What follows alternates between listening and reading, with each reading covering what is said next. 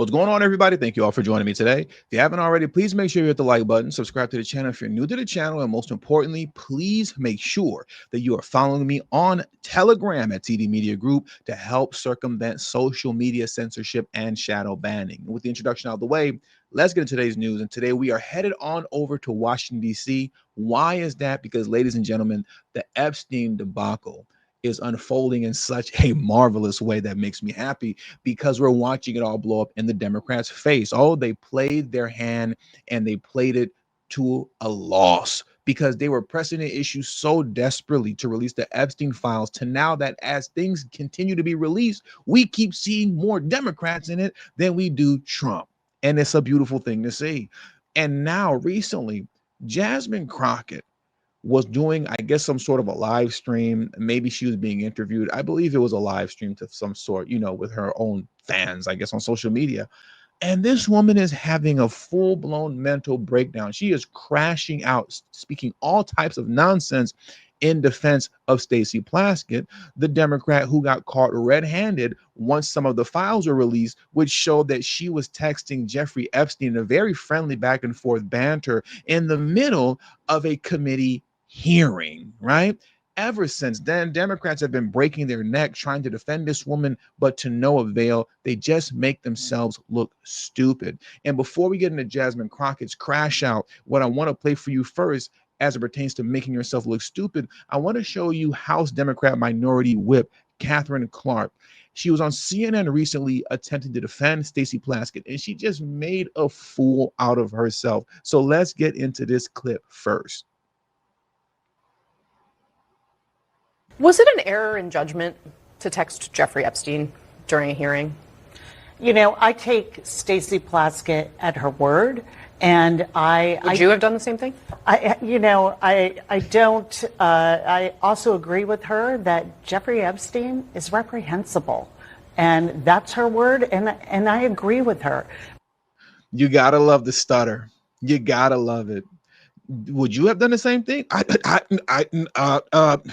me get back on script. I have to agree with her. What do you mean you have to agree with her? Would you have done the same thing? Can we hear that one more time? The stuttering was beautiful. Plaskett at her word, and Would you have done the same thing? I don't. I also agree with her that. You see, if she would have said, no, I wouldn't have done the same thing, then it would have made Stacey Plaskett look even dumber than she already does right now. And if she says, well, I would have done the same thing, that's just political suicide for yourself, because we're going to look at you and say, well, why would you be texting back and forth with an sex offender to the likes of a Jeffrey Epstein? So she's darned if she does and darned if she doesn't. But that's why she was stuttering like a mumbling, bumbling fool. And now, speaking of mumbling and bumbling fools, let's get into Jasmine Crockett and how she goes completely ballistic in her efforts to defend Stacey Plaskett. And you have to believe, too, also, that one of the reasons that she's so just kind of hyper about this, as we're getting ready to see, is because of how much of a fool she made herself look recently when she got on the House floor and falsely implied that all of these Republicans received donations from Jeffrey Epstein, when in fact they did receive donations from Jeffrey Epstein, just not the sex offender Jeffrey Epstein. It was from Dr. Jeffrey Epstein out of New York. That's who. And because she made herself look completely stupid, and she was on CNN giving a bogus excuse as well, once again, you have to think that's why she's so animated the way she is. And I'm going to show you that right now. Because I'm sorry, but we don't have ethical rules that say that you can't receive text messages or you can't respond to text messages, especially if somebody has a certain record and you can't do it in committee. We all be sitting on our phones, and yes, people be texting. I mean, our staff texts us, everybody texts us, people. I remember when I had the bleach blonde situation, who was texting me? My pastor. Okay. So let me be clear. There is no ethical violation. And so the idea or the audacity to decide that you want to strip a Black woman of her committee assignment because she was texting with Epstein. All right, so I'm going to play this one more time, but just with my interjections, okay? I just wanted you guys to hear that first. Anyways, let's run it again. One more time. Because I'm sorry, but like we don't have ethical like rules that say that you can't receive text messages or you can't respond to text messages, especially if somebody has a certain record and you can't do it in committee. We all be sitting on our phones, and yes, people be texting. I mean, our Yes, people be texting. staff texts us, like everybody texts us. Like She said I shouldn't have interrupted too soon, but yes, we people be texting, because she goes on to say, look at her face. Lord have mercy. The wicked witch of the DNC. My God. Anyways, going back to what I was getting ready to say, is yes, your staff texts you. I don't think anybody will be shocked about you getting a text message from your staff, right? I don't think anybody's shocked by that. Maybe I think we would kind of understand that would be the case, that your staff is texting you at all times. They work for you and are employed to do your bidding. So yes, they would be texting you at all times, possibly even during a committee hearing when you're not speaking. So we can understand that. But what we can't understand is why Democrats are texting sex offenders in the middle of a hearing. That's what we can't understand. But carry on. Like people, I remember when I had the bleach blonde situation, who was texting me? My pastor. Okay. So like, let me be clear. There is no ethical violation. And so the idea or the audacity to decide that you want to strip a Black woman of her. Stop talking. Stop talking. I'm so sick and tired and over this just flippantly pulling out the race card and turning everything into a Black issue where it doesn't make any sense to. Stacey Plaskett texting an sex offender and getting caught in 4K. It's not just that the documents came out that she was doing it. You can see a video of it too. That has nothing to do with her being a Black woman. She just so happens to be Black. But the issue is not that she's Black, it's that she's a DNC lunatic who had a close relationship, apparently, allegedly, I assume, at least it seemed that way if you were reading the text messages, she had a great relationship with an sex offender. That's the issue at hand. It has absolutely nothing to do with her being a Black woman. That is so tired and annoying, where you just can't say anything to any Black Democrat that's a politician because they're always going to spin it into, oh, it's because I'm Black that you're saying this. No, it's not because you're Black. It's because you're stupid. So now I want to move on to another clip right here, right? Speaking of race issues and things of that nature, of course, some way, somehow, in the very Brandon Johnson-esque style, it's going to come all the way back around to some sort of white supremacy and racism that's going on here. I want you to take a look at this here, because obviously she wants to change the focus now away from Stacey Plaskett. Let's bring the focus back on Trump. And apparently Trump has something to do with Black people being lynched in 2025. I kid you not. Check this out here. This is just completely nonsensical. Gonna do? They not even gonna. Honestly, they're about to outlaw the idea of white supremacy and white hate. Like they are about to be like, oh, that's not a thing. How do you outlaw the idea of white supremacy and white hate? Like, how do you outlaw it? Can somebody tell me how you outlaw that? How do you outlaw the idea of white supremacy and white hate? Who are they? And what legislation are you talking about? Notice how there are no specifics. She's just talking complete nonsense. Forget the fact that you're talking about getting rid of like the classification for nooses in a time in which we have seen these random Black bodies be strung up down south.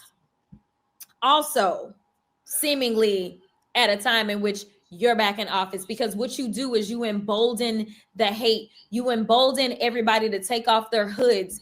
That is what he has done. He is the one that is producing this violence. Listen. This is so ignorant. This is so unbelievably ignorant.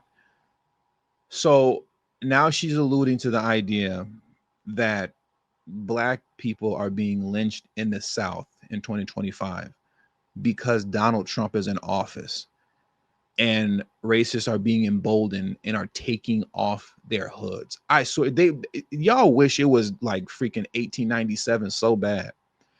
You guys wish that we lived in the time of slavery right now in 2025 so bad. I've never seen, dummies like Jasmine Crockett who so desperately wish that we were living in 1955 or something like that. This just sounds so ignorant. Let me show you something, because I just want to expose the ignorance and how stupid all of this is that she's saying. And it is stupid. I know some of you are going to get mad in the comment section, but what she's saying is retarded. Here's why. Now look at this here, right? This is from the CDC, suicide and data statistics. Now, contrary to what the Jasmine Crockett's and the Brandon Johnsons of the world would like for you to believe, no, it's not the 1800s. We don't live in 1800s, nor do we live in the early 1900s. People actually do commit suicide, and which is extremely unfortunate. And as it pertains to suicide by way of hanging, that's not the least common method. According to the data, that is the second most common method of one taking their lives, by way of hanging. As you can see here, if I scroll down a little bit more, it makes it more clear. Suffocation, 24.37%. That is number 2 behind firearms, which is 55.33%. Now, I personally wouldn't have thought that it would be number 2, because just the idea of hanging yourself seems like a lot of work. You got to get a rope, you got to throw it over like a tree or something like that. Some people do it like in their bedroom and a lot of different places. Like it's interesting, actually, the different ways you can go about it, but it seems like a lot of work. Firearms, I'm not surprised that it's number 1. I would have thought poisoning, a bunch of prescription pills or drinking, bleach or something like that. I would have thought that would have been number 2. When you're looking at others and you're considering what others are, 8.21%, what is that? Jumping off from a high place, a bridge, a cliff, a 20-story window, things of that nature, intentionally ramming your car into an object, all of that seems significantly easier than hanging yourself, which is, once again, what suffocation is. But that's actually number 2. And it's so disgusting and disingenuous and just evil-spirited to sit there and say that any and every time a Black man or woman commits suicide, and it's by way of hanging, to say that it was a lynching with absolutely no proof. And 9.9 out of 10 times, there is no proof that it's a lynching. To do that and disrespect the life of the person who was in such a bad space that they committed suicide and say that they were lynched, it's just disrespectful.